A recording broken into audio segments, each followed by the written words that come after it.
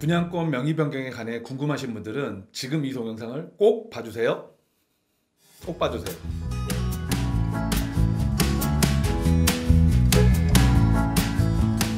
안녕하십니까.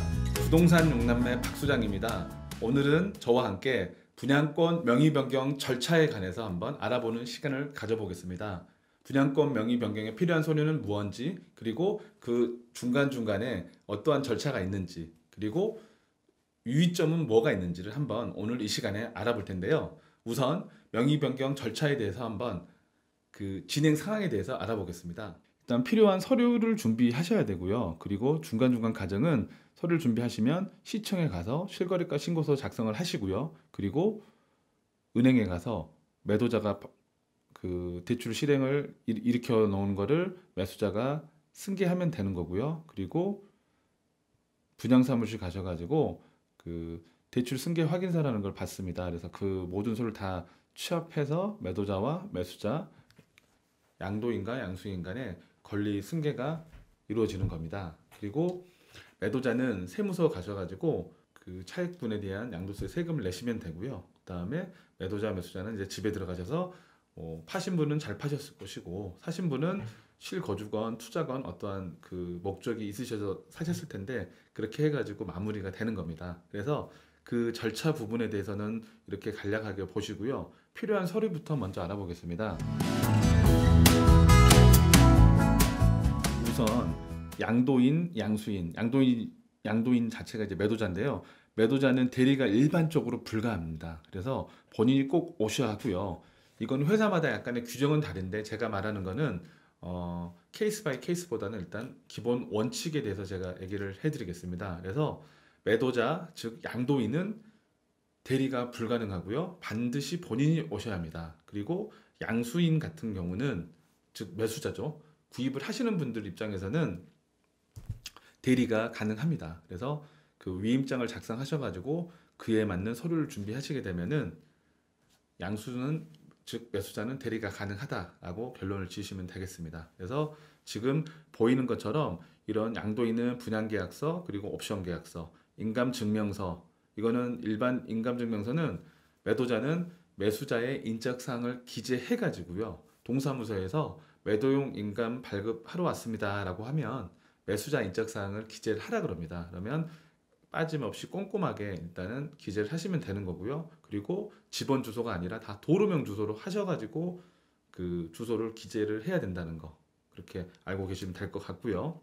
그리고 인감도장, 신분증 이렇게 준비하시면 됩니다. 그래서 양도인은 그렇게 많은 서류가 필요 없으세요. 왜냐하면 권리를 넘겨주는 쪽이니까 그 대출 관련된 거나 이런 거를 받으시는 분들, 매수자분들 그 서류가 더 많다라고 보시면 됩니다. 일단 양수인, 즉 그 서류를 볼게요.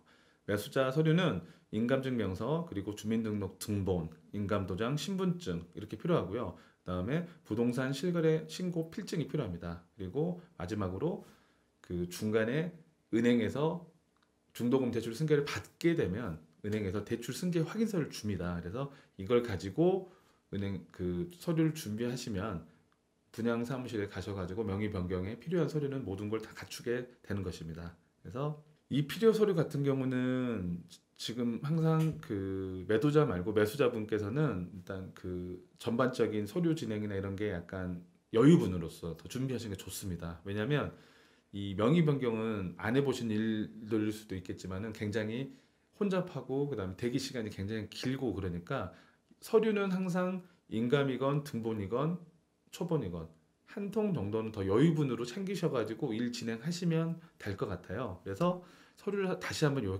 요약해 볼게요. 매도인은 A부터 F까지 서류가 필요하고요. 그 다음에 매수인은 A부터 F까지 필요한데 등본 2통, 초본 1통, 최종적으로 은행에 필요한 서류, 분양 사무실에서 필요한 서류까지 다 합쳐가지고 제가 지금 기재를 했습니다. 그래서 지금 제가 알려준 이 서류 정도만 준비하시게 되면 분양권 명의 변경에 관한 모든 서류는 다 준비됐다라고 보시면 될 것 같습니다.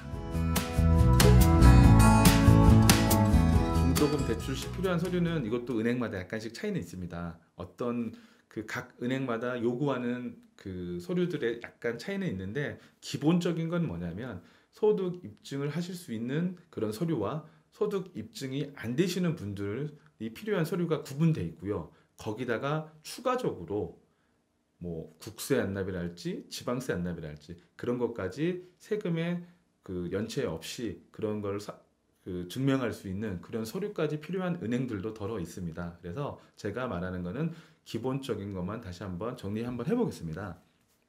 일단 중도금 대출을 받으시려 그러면 대출 신청을 하시는 분이 부수적으로 들어가는 그 금액이 따로 들어옵니다. 그래서 뭐가 있냐면 수입 인지대와 그리고 주택 보증료가 있습니다. 그래서 중도금 대출을 보증보험이라는 거를 가입을 하셔가지고 저희가 대출 발생을 하는데 거기에 들어가는 보증료인데 이거는 추후에 계약 때 선납하실 수가 있고요. 아니면 그 입주 때 최종적으로 마지막에 그 보증료를 낼 수가 있습니다. 그래서 이거는 회사마다 좀 다른데 일단 보증료가 들어간다는 거 그리고 대출 금액에 따라서 대출 신청할 때 들어가는 인지대 비용이 추가적으로 들어간다는 것을 알고 계셔야 됩니다. 그리고 필요 서류는 기본적인 거는 뭐 분양계약서, 등본, 초본 그리고 그 가족관계 증명서는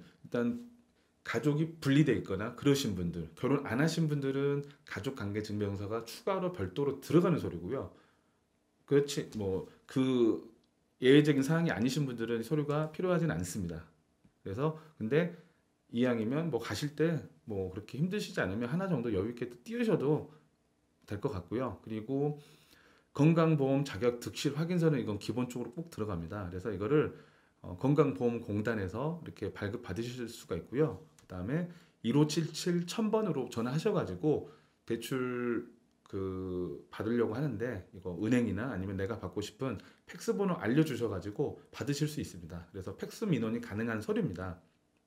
그리고 이거는 금융거래 확인서라 그러는데 이건 또 그 다른 금융의 주택담보대출이 있는 경우에 또 그런 필요한 거고요. 그리고 소득 입증 가능하신 분들은 직장인과 사업자로 구분될 거 아닙니까? 거기에 맞춰서 나와 있는 서류고 소득 입증이 불가능하신 분들은 일단 주부나 아니면 퇴직하시고 그러신 분들은 지금 당장 들어온 수입 자체가 그 소득이 불가능하시니까 일단 국세청 사실 증명원이 필요하고요. 그리고 그 밑에 건강보험료 납부 확인서, 신용카드, 그리고 적립식 상품 또는 임대차 계약서.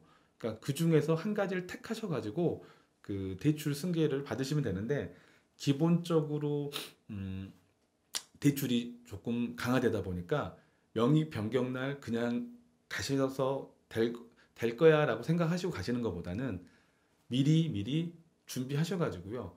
서류를 기본적으로 발급 받으셔서 매수자분들은 해당 지점에 먼저 가셔가지고 문의를 하시는 게 더 좋을 듯 합니다. 그리고 예를 들어서 부동산 소재지에 있는 그 지점이 아닌 다른 지역에 거주하시고 계시는 분들도 그 해당 은행 그 예를 들어 볼게요. 서울의 강서구에 무슨 뭐 예를 들어 국민은행이다. 무슨 지점이다라고 하시면 지방에 사시는 분들도 물론 제일 정확한 거는 그 지점에다 문의하시는 게 제일 좋지만 지방에 사는 그 각 지점에 그러니까 지역에 있는 국민은행에 가셔가지고 이런저런 상황인데 내가 대출이 되는지 안 되는지 여부를 알고 싶다라고 문의를 하시게 되면은 그거를 그 대출 가능 여부를 알 수가 있습니다. 그래서 그 문의를 하실 때도 정확한 서류와 그리고 어떤 해당 지역 아파트 이런 걸 정확히 알고 정확하게 문의를 하시면 은행 직원분들이 약간 귀찮으시겠지만 그래도 대출 가능 여부를 알려주십니다. 그래서 은행 관련된 서류 한번 알아봤고요. 그리고 생각보다 시간이 많이 소요됩니다. 분양권 명의 변경할 때는 나만 하는 게 아니고 그 거의 지정된 날짜에 여러 그 매도 분들이 같이 만나다 보니까 시간이 굉장히 많이 겹쳐가지고 생각했던 것보다는 시간이 많이 소요된다라고 생각하시면 되고요. 시간을 조금 여유 있게 그렇게 하시면 될 것 같습니다.